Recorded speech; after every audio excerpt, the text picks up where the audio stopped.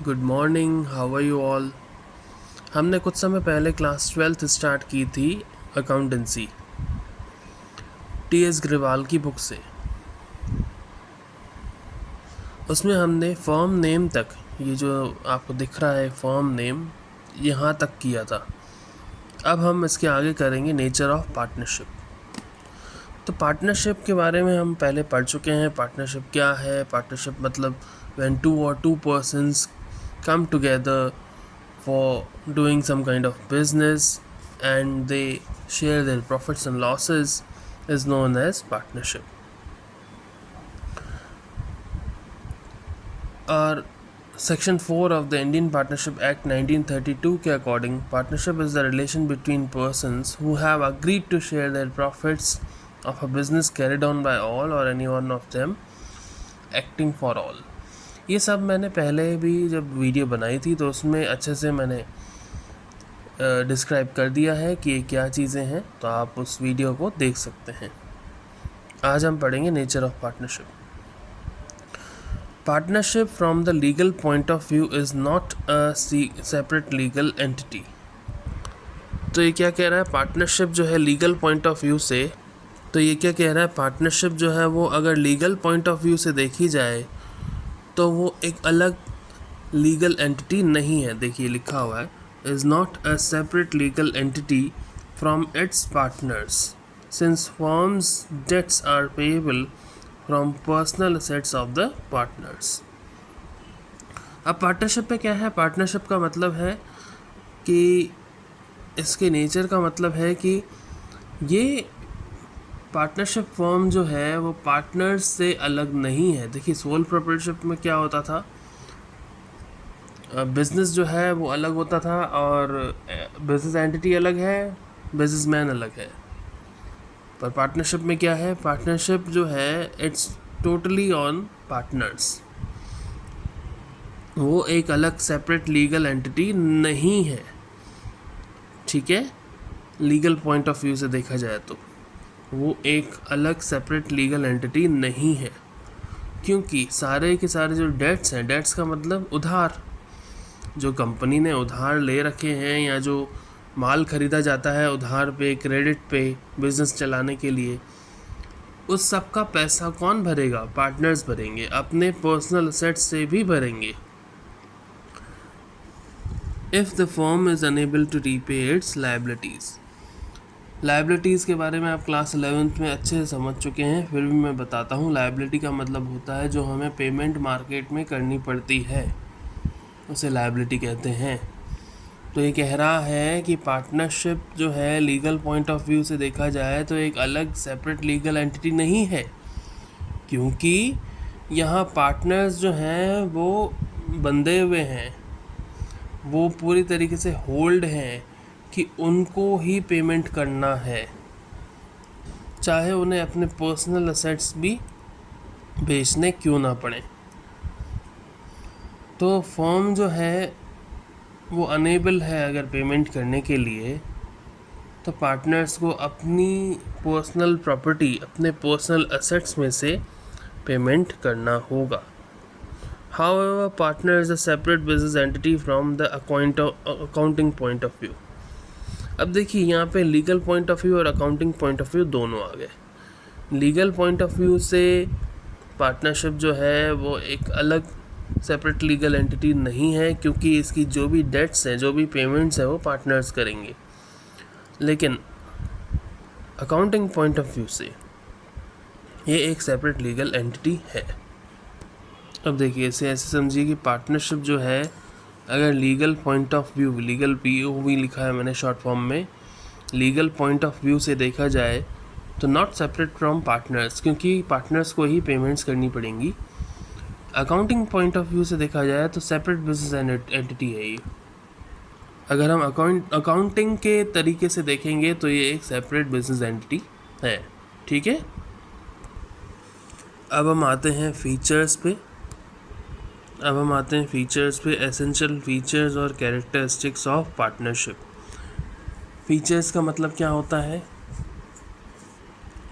जो पार्टनरशिप की फॉर्म है उसमें क्या क्या हम कर सकते हैं, उसमें क्या क्या मेन चीज़ें आ सकती हैं। देखिए फीचर्स ऑफ पार्टनरशिप में पहला फीचर है 2 और मोर पर्सन्स। जी भाई सही बात है, कम से कम 2 लोग तो होने चाहिए, तभी तो पार्टनर्स कहलाएंगे, और उससे ज़्यादा भी हो सकते हैं। तो there must be at least 2 persons to form a partnership and all such persons must be competent to contract. According to Indian Contract Act 1872, every person except the following is competent to contract. तो partnership में कम से कम 2 लोग होने चाहिए partnership form करने के लिए, और वो सब लोग जो भी पार्टनरशिप में आ रहे हैं वो कॉम्पिटेंट टू कॉन्ट्रैक्ट होने चाहिए। देखिए कॉन्ट्रैक्ट बनता है, एक पार्टनरशिप डीड बनती है, पार्टनरशिप डीड बनती है। उसमें इंडियन कॉन्ट्रैक्ट एक्ट, जो भी कॉन्ट्रैक्ट बन रहा है, इंडियन कॉन्ट्रैक्ट एक्ट 1872 में जो बना था, उसमें सारे लोग एलिजिबल हैं, कॉम्पिटेंट टू कॉन्ट्रैक्ट हैं, एक्सेप्ट कुछ लोगों के, एक्सेप्ट कुछ लोग यानी कि कुछ लोगों को छोड़कर। Persons of unsound mind, persons of unsound mind का मतलब है जो दिमागी तौर पे ठीक ना हो, जो मेंटली स्टेबल ना हो। Persons disqualified by any law, कोई आपने क्रिमिनल रिकॉर्ड है आपका जिस वजह से किसी लॉ के द्वारा आप डिस्क्वालीफाई किए जा चुके हैं, तो आप पार्टनरशिप डीड के थ्रू पार्टनरशिप एक्ट में नहीं आ सकते। यहाँ तक कोई प्रॉब्लम हो तो मुझसे पूछिएगा। इसके बाद मैक्सिमम और minimum number of partner. Minimum number of partner तो 2 होने चाहिए। मैक्सिमम देखते हैं। The partnership act 1932 does not prescribe the maximum number of partners in a firm. तो पार्टनरशिप एक्ट 1932 में ये अच्छी तरह से प्रिस्क्राइब नहीं है कि कितने मैक्सिमम नंबर ऑफ पार्टनर्स एक फर्म में होने चाहिए। However the companies act 2013 section 464, ये सब ध्यान रखने हैं आपको। ये जितने भी एक्ट हैं, इनकी डेट्स हैं, इनके सन हैं, इनके सेक्शंस हैं, ये आपको याद रखने हैं।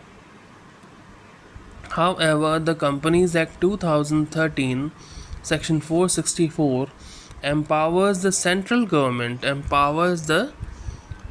government to prescribe number of partners in a firm subject to maximum of 100 partners।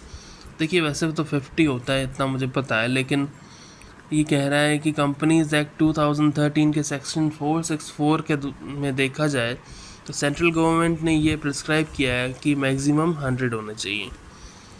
The central government has prescribed the number of partners in a firm to be 50 vide rule 10 of companies miscellaneous rules 2014। As a result a partnership firm can not have more than 50 partners. अब इन्होंने क्या किया, एक amendment लेके आ गए। उस amendment को कहा गया कंपनीज मिसलेनियस रूल्स 2014, और उसके अकॉर्डिंग आप मैक्सिमम नंबर ऑफ पार्टनर्स 50 रख सकते हैं। ठीक है, अब आते हैं एक और टॉपिक पे, इसी का ही टॉपिक है minor as a partner. Minor यानी कि जो 18 ईयर्स से छोटा है, 18 साल से जो छोटा है, क्या वो पार्टनर बन सकता है? हाँ, वो पार्टनर बन सकता है, पर एक शर्त पे, लॉसेस ऑफ द फर्म, जो भी नुकसान होंगे फर्म के, वो माइनर पार्टनर बेयर नहीं करेगा, लेकिन अगर प्रॉफिट होते हैं फर्म को तो वो माइनर पार्टनर को उसका शेयर मिलेगा। A minor can be a partner in the firm but only in profits, देखो only in profits of the firm and not in losses. A minor partner on becoming major should accept or refuse the partnership in the firm within 6 months. अब minor partner जो है वो अगर major यानी कि 18 के ऊपर हो जाता है तो 6 महीने के अंदर अंदर वो ये डिसाइड कर ले कि उसे इस बिज़नेस में रहना है कि नहीं। 6 महीने के बाद अगर वो बोलेगा कि मुझे नहीं रहना, तो उसे सारे के सारे जो भी लॉसेस भी हुए थे और उसके जो भी एक्शंस उसने लिए हैं कंपनी में, उसका पूरा जिम्मेदार वो खुद होगा। ठीक है, यहाँ तक कोई प्रॉब्लम? अब हम आते हैं अग्रीमेंट। अग्रीमेंट क्या होता है? हम काफ़ी चीज़ें खरीदते हैं, प्रॉपर्टी भी खरीदते हैं, तो हम सुनते हैं एग्रीमेंट बनवाओ। ठीक है, तो एग्रीमेंट का मतलब है कि एक डॉक्यूमेंट जो बनाया जाएगा पार्टनर्स के बीच में, जिसमें हर एक चीज़ लिखी जाएगी कि कौन सा पार्टनर कितनी कैपिटल लेके आ रहा है, कौन सा पार्टनर कितनी कैपिटल लेके आ रहा है, कितने नंबर ऑफ़ पार्टनर्स हैं, प्रॉफिट शेयरिंग रेशियो क्या है। प्रॉफिट शेयरिंग रेशियो, देखिए प्रॉफिट अगर होगा तो उसको शेयर भी तो करेंगे। अगर 2 पार्टनर्स हैं, मान लीजिए 2 पार्टनर्स हैं, और हमें एक एग्ज़ाम्पल लेते हैं कि 100 रुपये का प्रॉफिट हुआ है, तो कितना प्रॉफिट दोनों को दिया जाएगा? जितना लिखा हुआ होगा रेशियो उसमें, या फिर नहीं लिखा हुआ होगा तो 50-50% दे दिया जाएगा। यानी कि 100 का आधा 50 रुपये दोनों को दिए जाएंगे। ये हमने एक एग्जाम्पल लिया है। Partnership comes into existence by an agreement. एक एग्रीमेंट होता है आइदर रिटन और ओरल। ये ध्यान रखना, either written or oral. It is the basis of relationship among partners which may be for a particular venture, for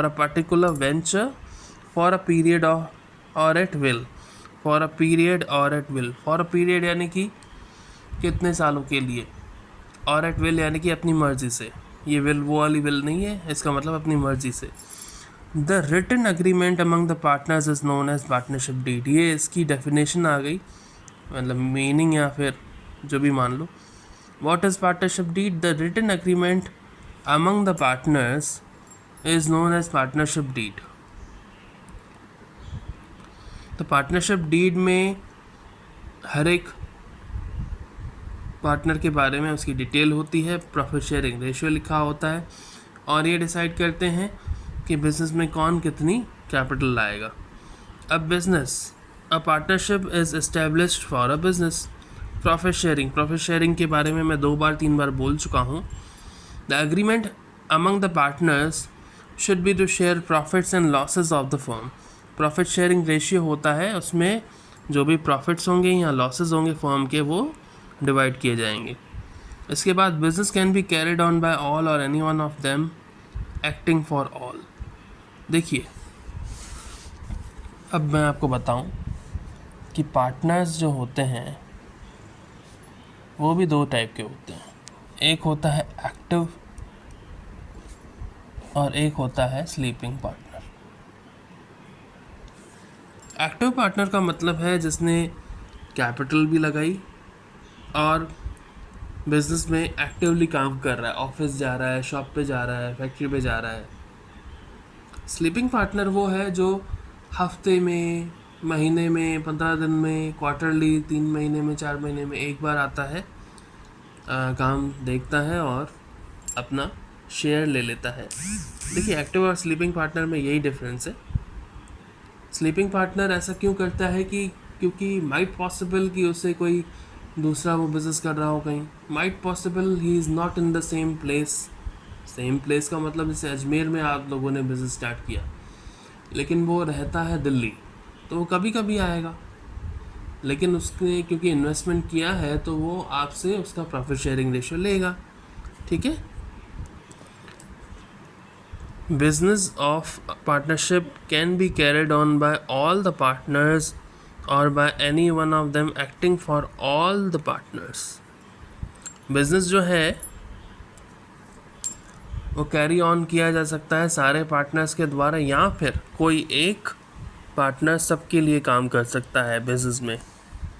in other words, partners are agents as well as principles.